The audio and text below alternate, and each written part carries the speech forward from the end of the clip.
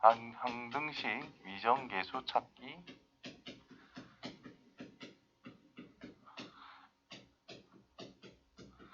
나머지 정리, 인수 정리. 자, 이것들은 전부 다 뭐냐면 결국 항등식을 딱 기준으로 해가지고 뭐 이런 것들은 다 생각해보자 뭐 그런 거예요. 자, 항등식이란 먼저 등식이라는 것부터. 등식이 뭐예요? 등식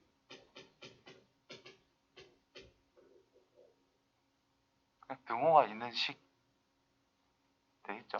그 다음에 문자를 뭐고? 문자를 포함한 등식이 있어. 이 문자라는 것이 이제 미지수라는 뜻인 거예요. 자, 이 문자를 포함한 등식을 두 가지로 크게 구분합니다. 어떻게 구분하지? 등식이 성립이 된다 안 된다를 가지고 구분합니다. 그래서 문자의 값에 따라 등식이 참이 될 수도 있고 거짓이 될 수도 있는 거. 그런 거를 우리는 뭐라고 한다? 방정식이라고 이야기합니다. 방정식이란 뭐라고? 저 미지수의 값, 문자의 값에 따라 이 등식의 참과 거짓이 구분이 될 때, 그때 우리는 그 식을 방정식이라고 그래요. 그럼 우리가 참이 되는 것을 일반적으로 찾아요? 거짓이 되는 것을 일반적으로 찾아요? 세상살이를 살 때 당연히 올바른 것을 보통 찾는단 말이야. 맞지? 그래서 참이 되는 것을 찾아 나가는 과정을 우리가 뭐라고 하느냐 하면은 방정식을 푼다라고 그러는 거야. 되겠지? 참이 되게 하는 미지수의 값, 문자의 값이라는 것을 다른 말로 뭐라고 해? 방정식의 해 또는 근이라고 이야기를 한다라는 거예요. 방정식을 풀어라 라는 뜻은 이 문자의 값, 참이 되게 하는 문자의 값인 해 또는 근이라는 것을 찾아 나가는 것이다 라는 말이 됩니다. 자, 그 다음에는 항등식이라는 말이 있어. 자, 방정식이란 문자의 값에 따라 참이 될 수도 있고 거짓이 될 수도 있다라는 건데, 항등식이라는 것은 뭐겠어요?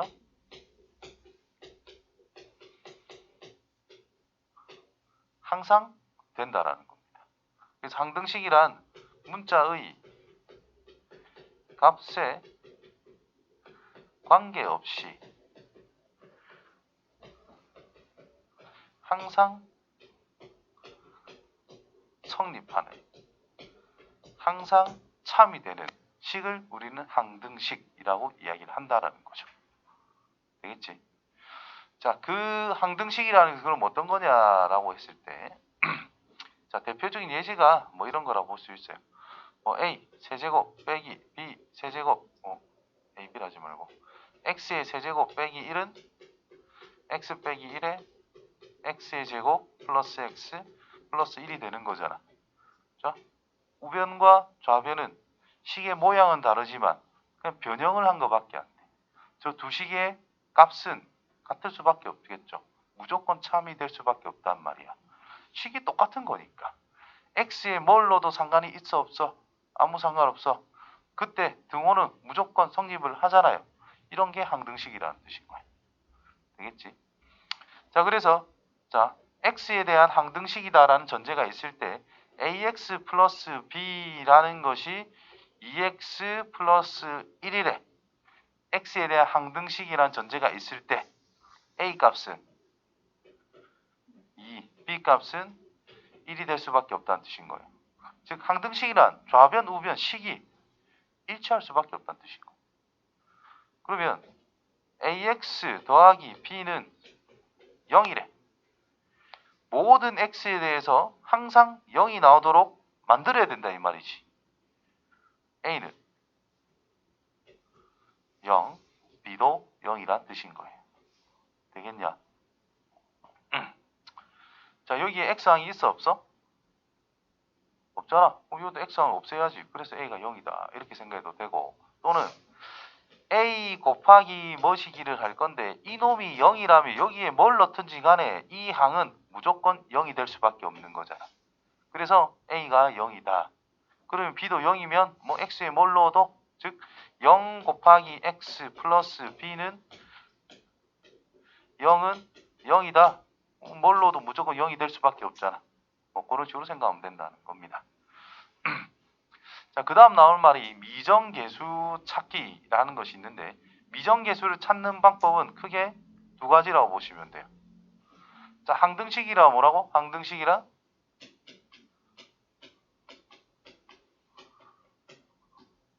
무조건 성립하는 거라며. x에 뭘 넣어도 상관없다며. x에 뭘 넣어도 상관없다 그랬지. x에 구체적으로 뭘 넣어보자라는 거야. 첫 번째, 수치 대입법. 보통 이걸 두 번째 쓰는데, 아무튼 그냥 첫 번째라고, 두 번째라고 씁시다. 보통 두 번째 쓰니까. 첫 번째, 항등식이란 아까 전에 예시 든 것처럼 좌변과 우변의 식이 어떻게 돼야 항상 똑같겠어? 식이 똑같아야 된다라는 뜻인 거예요. 그래서 좌변, 우변 식이 완벽하게 일치하기 위해서는 같은 항들끼리 개수를 비교를 해가지고 그 개수들까지 똑같으면 완전히 똑같다라고 할 수 있다라는 거죠. 그게 개수 비교법이라는 겁니다. 자, 개수 비교법이 제일 단순하죠. 2x의 5제곱 더하기 3x의 제곱 더하기 1이라는 것이 있는데, ax의 5제곱 더하기 bx의 4제곱 더하기 cx의 3제곱 더하기 dx 플러스 2. 너무 많이 썼네. 아무튼 이런 게 있대. 자, 이 식이 모든 x에 대해서 항상 성립한다. x에 대해 관계없이 항상 성립한다. 그 다음에 또 뭔 말이 있지? 임의의 x에 대해서도 항상 성립한다. 뭐 이런 식으로 항등식이라는 용어를 이렇게 던져주게 된다면 완벽하게 일치해야 된다 이 말인 거니까 a 값은 5, 4차 없네, 0, 3차도 없네, 0, 2차는 3, 1차 없네, 상수항 1. 그러면 끝난다는 뜻인 거예요. 이게 개수비교법. 다음 수치대입법이라는 뭐냐? 뭘 넣어도 성립을 한다면서 x에 자기가 원하는 적당한 값을 넣자라는 거예요. 되겠니? 자, 어떨 때 넣냐? 자, 개수비교법은 이렇게 항을 이쁘게 정리를 쉽게 할 수 있다면 개수비교가 제일 편해요, 솔직히. 자, 수치대입은 전개하기 싫을 때. 예를 들어, 자, 3x의 제곱 더하기 5라는 것이 예를 들어 있대. 자, 이놈이 ax 빼기 1, x 빼기 2. 3차면 더 그럴 건데. 어쨌든 더하기 b의 x 빼기 2, x 더하기 1. 더하기 cx. 뭐 대충 이렇게 돼 있어. 전개도 정리하기가 조금 귀찮잖아요. 더 복잡하게 만든다면. 그럴 때 뭐 하나만 바로 나올 수 있는 값이 x2 넣으면 ab 다 없어지겠네, 그지? 그럼 x에다가 2를 넣어서 c를 바로 찾는 거야. 이해돼요? c를 찾았대. 그러면 ab 중 하나만 없어지는 거. x에 마이너스 1을 통 넣으면 c를 알았으니까 이건 없어질 거고 a만 찾을 수 있는 상태가 될 거라는 겁니다. 그 다음에 또 x에다가 1을 넣으면 b 빼고 이제 다 알고 있는 상태니까 뭐 다 처리가 된다라는 뜻인 거거든. 뭐 이런 식으로 해서 적당한 값을 넣어서 계산을 해보는 거. 그래서 연립방정식을 좀 풀어나가는 느낌이랄까? 그런 게 수치대입법이라는 뜻이 되는 거예요. 되겠지? 그래서 개수비교법은 언제? 전개했을 때의 상황. 수치대입법은 내가 찾고자 하는 것이 적당한 x를 넣었을 때 최소화되는 상황.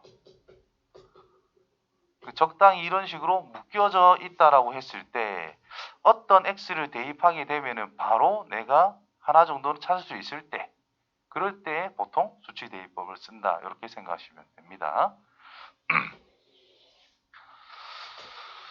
자, 그 다음에 나오는 말이 나머지 정리라는 말과 인수 정리가 있는데 제 둘은 똑같은 거다라고 볼 수가 있는 거거든요. 자, 저거 시작하기 전에 우리가 나눗셈이라는 걸 한 번 더 적어보자. 자, 어떤 fx라고 하는 것을 gx로 나눴어. 그때 qx라는 몫이 나올 거고 그때 나머지 rx가 나오게 되더라. 자, 이렇게 나눗셈이 어떻게 정리가 돼 있다, 표현이 돼 있다라고 했을 때 우리가 이걸 보고 첫 번째 생각해야 될 거, 이놈의 차수가 n차야. 그렇다면 나머지에 대한 차수는 n차 미만이 되어야 된다는 거. 즉 n 빼기 1차 이하의 차수를 가져야만 된다는 약속은 반드시 지켜주시고요. 자, 이때 나머지 정리는 뭐냐?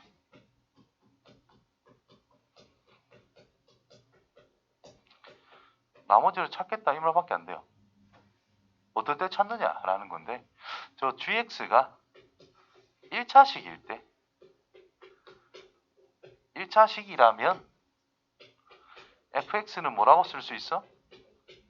검산식, 위에 적고 할까? 검산식 fx는 gx qx 더하기 rx. 자, 이렇게 되어 있는 상태지. 자, gx가 1차라면 ax 플러스 b qx 더하기 1차로 나눴으니까 나머지는 몇 차? 1차보다 작아야 된단 말이야. 상수밖에 안 남다 이 말인 거예요. 자, 이때 요거를 찾아 나가는 방법이 나머지 정리라는 뜻인 거예요.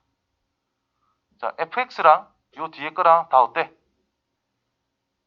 똑같은 거잖아. 즉 나눗셈이라는 것을 검산식으로 썼다라는 것은 얘를 연산하게 되면은 그냥 fx랑 진짜 일치하는가 안 하는가를 확인하는 거잖아요. 우변을 정리하면 fx로 완전히 일치하는 거단 말이야. 이게 항등식입니다. 기본적으로. 따라서 x에 뭘 넣어도 상관이 없지. qx를 찾고 싶을까? 귀찮거든, 그죠? 그래서 x에 뭘 넣어보면 되겠어? 이놈이 0이 되게 하는 마이너스 a분의 b라는 것을 대입하게 되면 f에 마이너스 a분의 b, 그 결과가 r이 될 수밖에 없다. 이게 바로 나머지 정리예요. 됐지? 인수 정리란 그럼 뭘까? 자, 인수 정리를 간단한 예시로 생각했을 때, 자, x의 제곱 플러스 ax 플러스 b는 0이라는 2차 방정식이 있는데 이 녀석의 두 근이라는 것이 예를 들어 1과 3이다 라고 해보자. 그럼 이 식이 어떻게 인수분해가 되겠어? x 빼기 1, x 빼기 3으로 인수분해가 될 거야. 이렇게 생각을 하지. 지금 인수정리를 쓴 거예요, 이게. 인수정리란 뭐냐? 인수를 찾아내는 정리다라는 뜻이겠죠. 맞지? 그러면 f에다가 예를 들어 2를 넣었을 때 만약에 0이 나왔대. fx가 다항식인데 그러면 fx라는 것은 어떤 인수를 가지고 있겠어? x 빼기 2라는 어떤 인수를 가지고 있다라는 뜻이 됩니다. 맞아요? 자, 이거를 이제 나머지 정리해서 이제 확장을 시켜주면 이렇게 된다는 거예요. 자, 나머지 정리는 요걸로 나눴을 때 나머지가 r이 되는 거, 나머지 진짜 찾아내는 방법인 거잖아. 나머지가 0이면 어떡할 건데?